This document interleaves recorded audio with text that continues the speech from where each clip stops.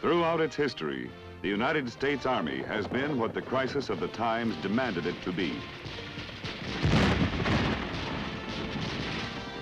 It has in varying periods been rough and primitive and aggressive. When it could do no other, it has stood in the mud and fought for victory.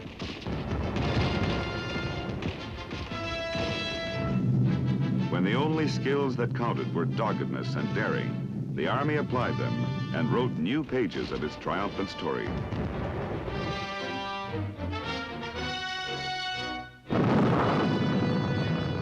Today, the complexities of the modern age demand of the Army a posture and a composition substantially different from those which have marked it in the past.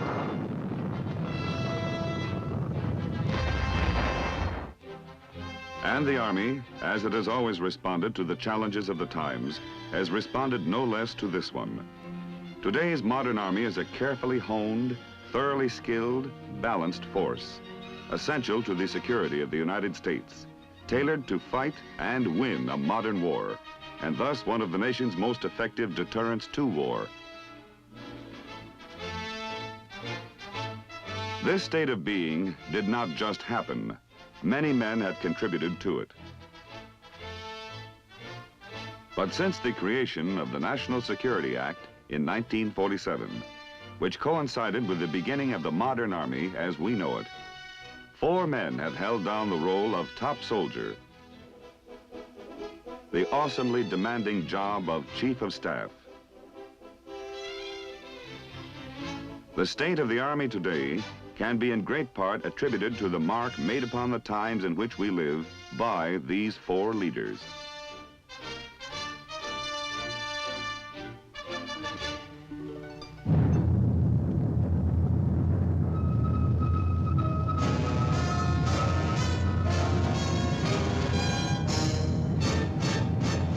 The United States Army presents The Big Picture, an official report produced for the armed forces and the American people.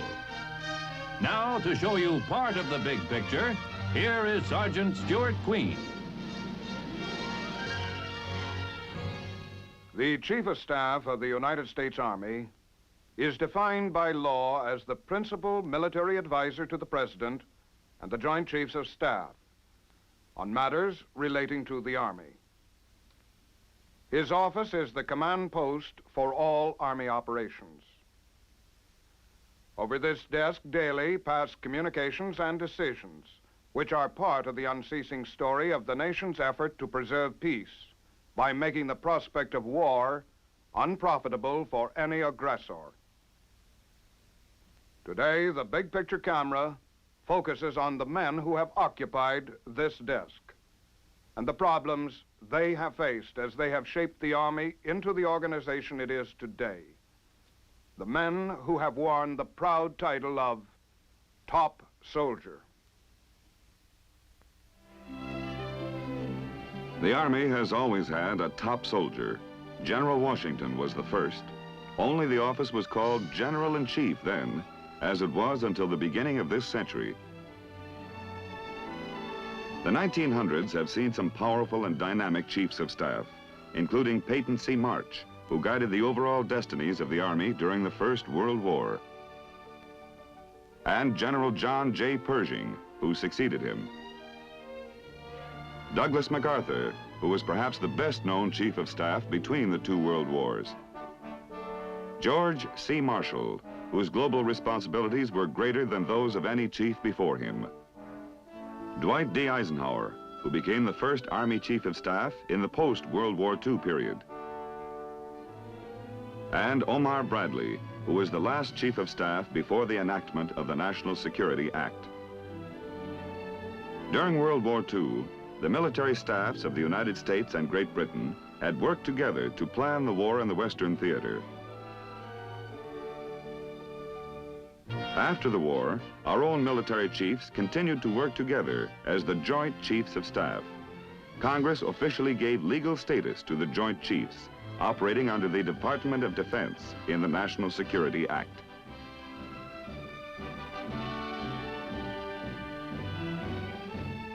When the office of Chairman of the Joint Chiefs of Staff was created, The job of Army Chief of Staff went to the man who was then serving as Vice Chief, General J. Lawton Collins.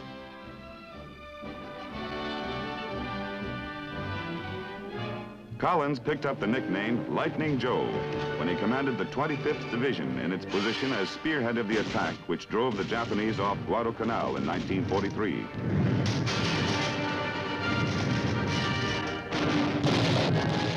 In June 1944, General Collins was commanding the 7th Corps, which landed in Normandy on D-Day.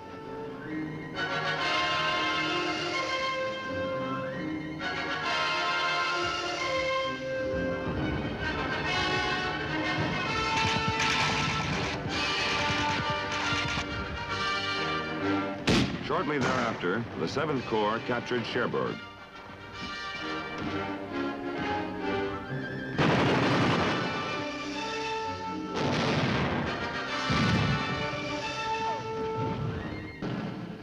It was General Collins who turned the city over to the French. Collins' 7th Corps led the attack of the First Army, which made the breakout from Saint-Lô.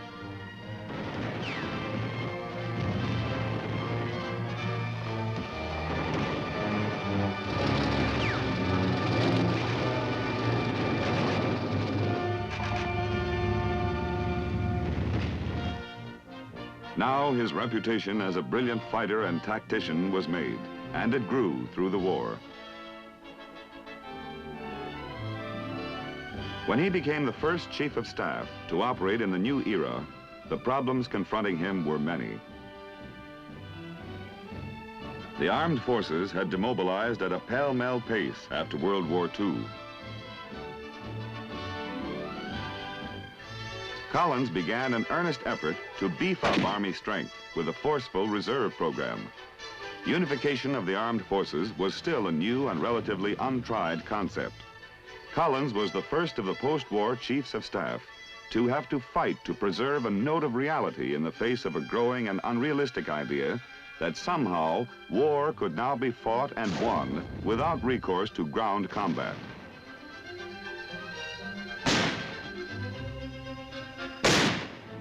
At the same time, he spelled out a philosophy of inter-service cooperation to which all Chiefs of Staff since him have adhered.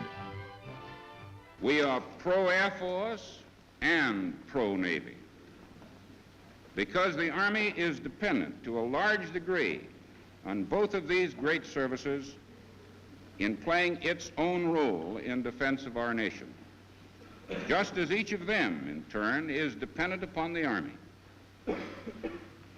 While I've always held that one of the major lessons to be learned from the past war is the tremendous importance of air power, I think that there is an even greater lesson, and that is this, that no single service can achieve victory alone. This can be done only by a team of Army, Navy, and Air Force, working together under unified direction and control. Collins had been in office little more than a year when the United Nations voted to halt the aggressive push of the North Korean communists into free South Korea.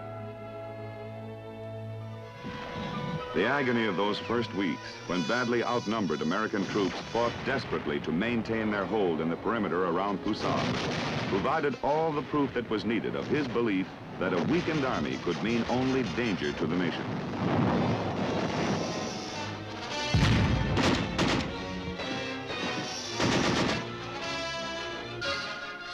Collins kept in close and frequent contact with the fighting in Korea.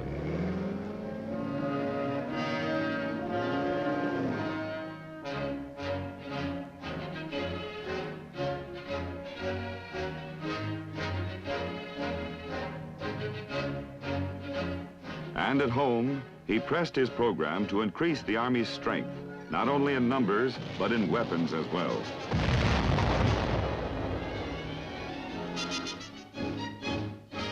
When General Collins retired as Chief of Staff in 1953, not all the problems he had seen in the course of his tour of duty were solved by any means.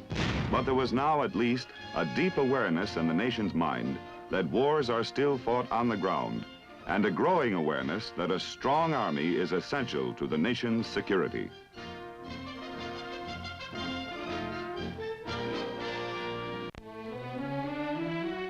Collins was succeeded in the office of Chief of Staff by a West Point classmate, class of 1917, General Matthew B. Ridgway.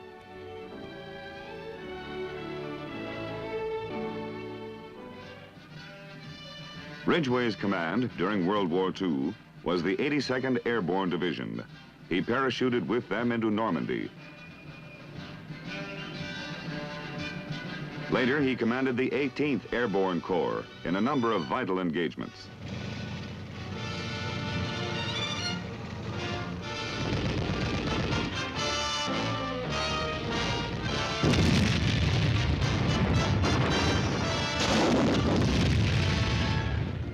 Ridgway first burst on the national consciousness, however, in December 1950, when he was selected to command the beleaguered 8th Army in Korea after the death of General Walton Walker. His dashing presence and fighting spirit infused heart into the troops in Korea at a time they sorely needed it. He succeeded General MacArthur as Commander-in-Chief of the Far East Command. In this capacity, he was host in Japan for the dignitaries who officiated at the signing of the peace treaty, which officially ended our World War II hostilities with Japan. He initiated the truce talks with the enemy forces in Korea and visited the site of the talks many times. He maintained an official calm despite harassment and provocation from the communists. He was a tough fighter, but he was also an idealist, and he stirred the heart of an entire army with his memorable statement on the principles for which Americans were fighting in the ravaged and desolate land of Korea. The real issues, he said, are whether the power of Western civilization, as God has permitted it to flower in our own beloved lands, shall defy and defeat communism. Whether the rule of men who shoot their prisoners, enslave their citizens, and deride the dignity of man shall displace the rule of those to whom the individual and his individual rights are sacred.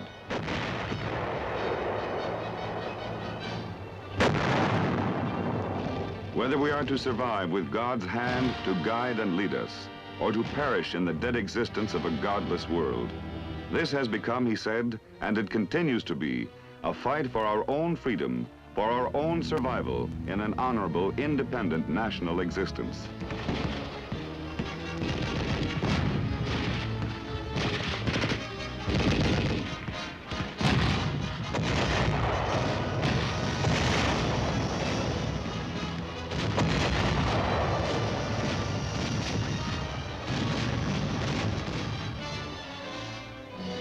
Ridgway took over command of Supreme Headquarters, Allied Powers, Europe, or SHAPE, from General Eisenhower in 1952. He forcefully continued the work that had been started in the building of an effective military defense in Europe.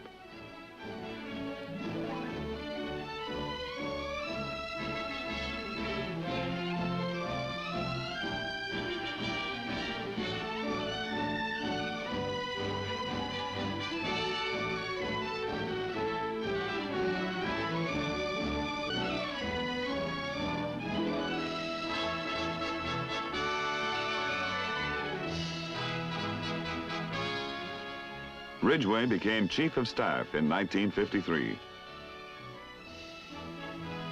He made his case as effectively as he could for an army large enough to fulfill the global responsibilities that had been assigned to it.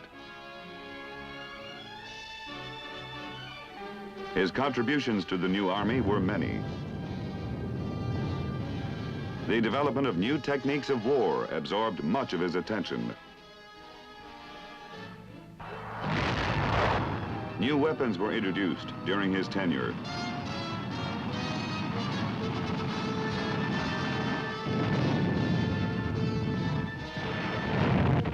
New equipment was developed in which he took a personal interest.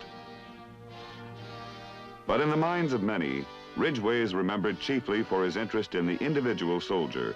In an age of technology, when the transition was being made from the Army of the past to the Army of the future, Ridgway called attention time and again to the essential fact that it is the soldier himself who is the only indispensable factor in war.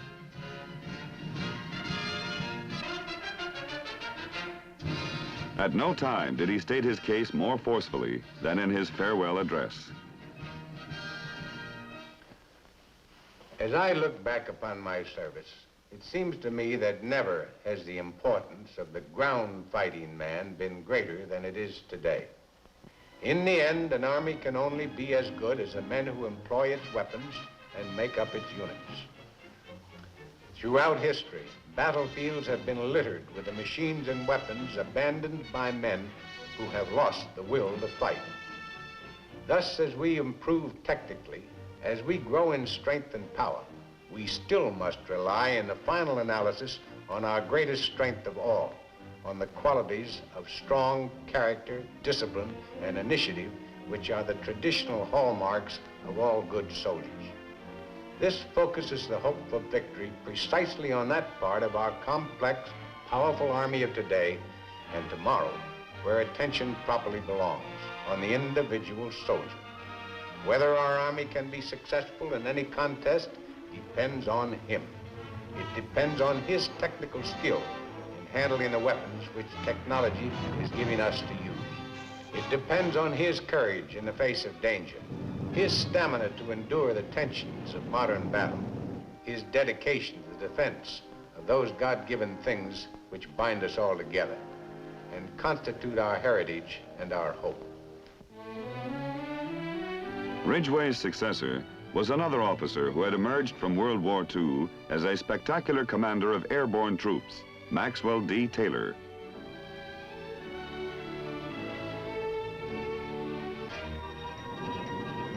Taylor contributed to the invasion of Italy by making his way to Rome through enemy lines 24 hours before, thus helping to open the way for the attack.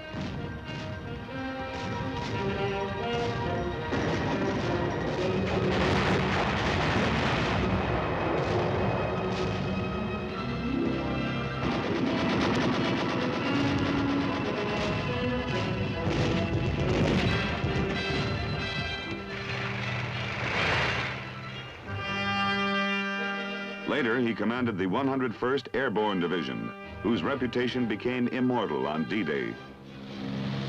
He led them into Normandy in the pre-dawn hours of that fateful day.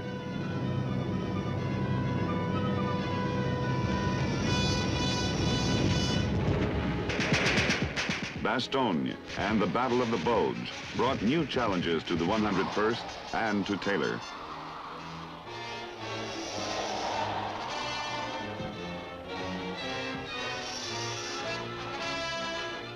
Taylor, who was in the United States at the time of the attack, once again made his way through enemy lines to join his men and his assistant division commander, General McAuliffe, who himself became immortal through his succinct reply to the German demand for surrender.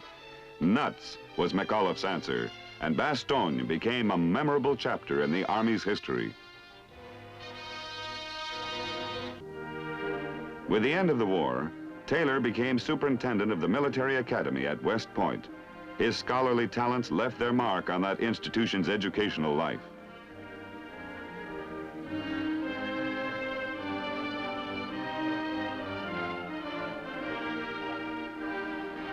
And on athletics too, for West Point had 2 successive national championship football teams during his time.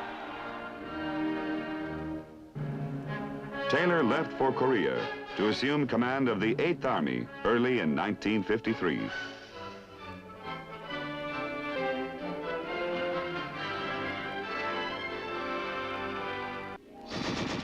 Under him, that army engaged in some of the most bitter fighting of the war.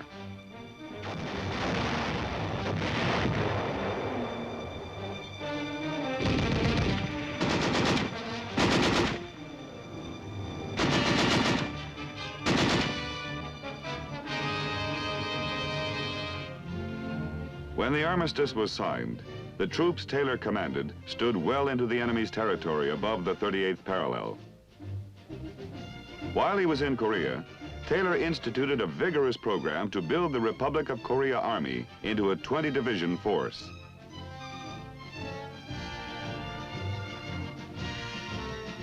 He supervised the return of United Nations troops who had been captured and held in communist territory.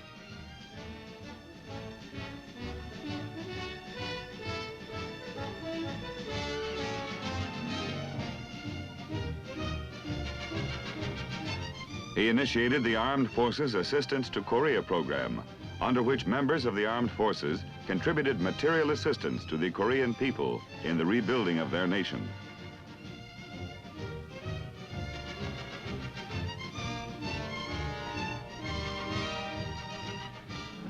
After the fighting was over, he was placed in command of all ground forces in Japan, Okinawa, and Korea.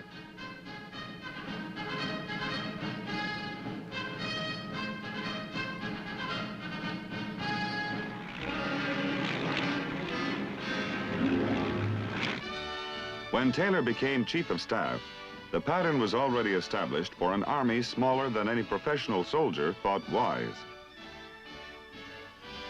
But he set to work in great earnest to create a power which would provide the army with a margin of superiority over any enemy, despite any disparity in numbers. Under him, the Pantamic concept was achieved, in which the division, with its massed three-regiment structure, was transformed into a unit with 5 smaller, hard-hitting, highly mobile battle groups, designed to fight on any kind of battlefield, atomic or conventional.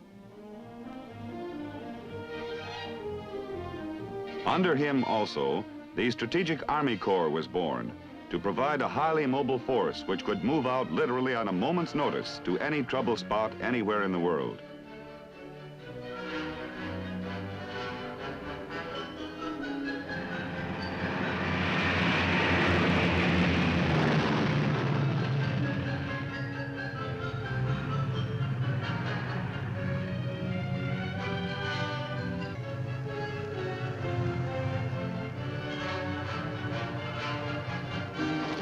Taylor became known as the prophet of Army modernization.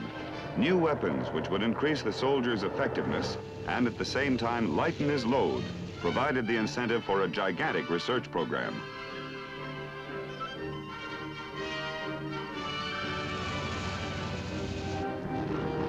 Daring new techniques were experimented with.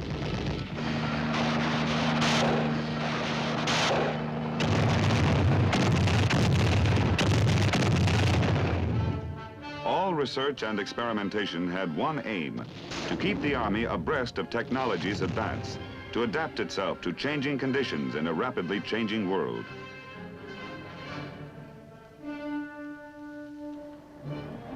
He traveled far and often to keep in close touch with the Army's activities. And by the end of his tenure, the modern Army was considerably different from the one which had fought in World War II.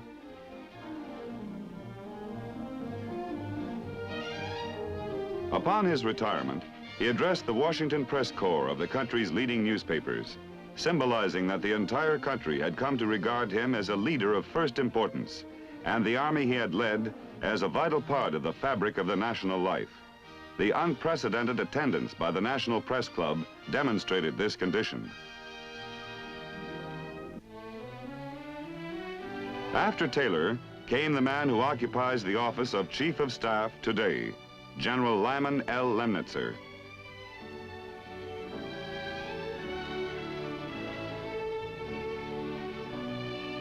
In World War II, Lemnitzer served as General Eisenhower's Assistant Chief of Staff for plans and operations for the North African campaign, and later as Deputy Chief of Staff for Mark Clark's Fifth Army. In 1951 and 1952, he commanded the 7th Infantry Division in Korea during some of its roughest days. Later, he was Commander-in-Chief of the United Nations Command in the Far East, succeeding General Taylor in that post, too. His interest in children became something of a legend. He and Mrs. Lemnitzer contributed to the support of orphanages in the Far East, and he made close friends with the Korean people through his demonstration of sympathy and identity with their cause. He returned to the States in 1957 to take over the duties of Vice Chief of Staff.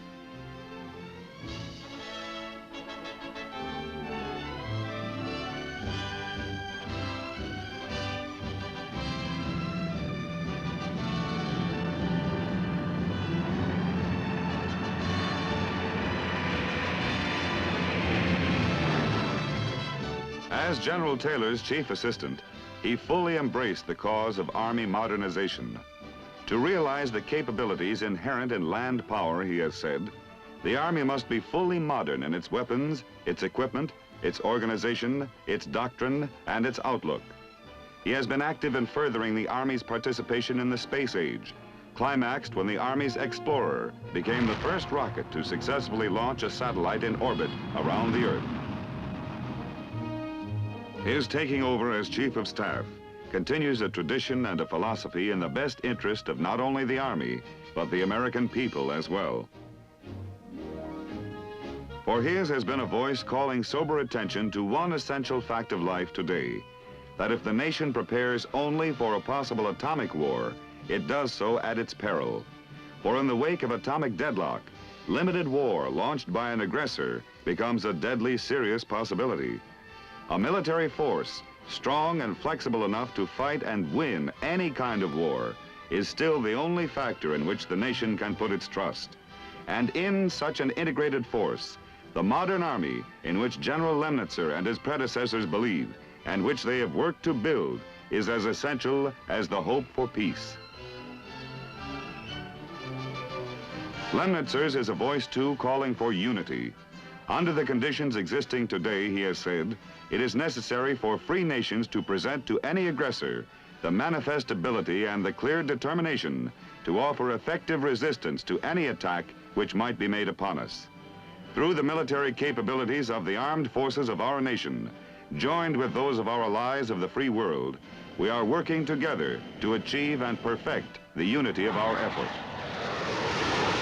Unity is vital today, in the words of the top soldier of the United States Army, because it is an indispensable prerequisite to the achievement of power for peace.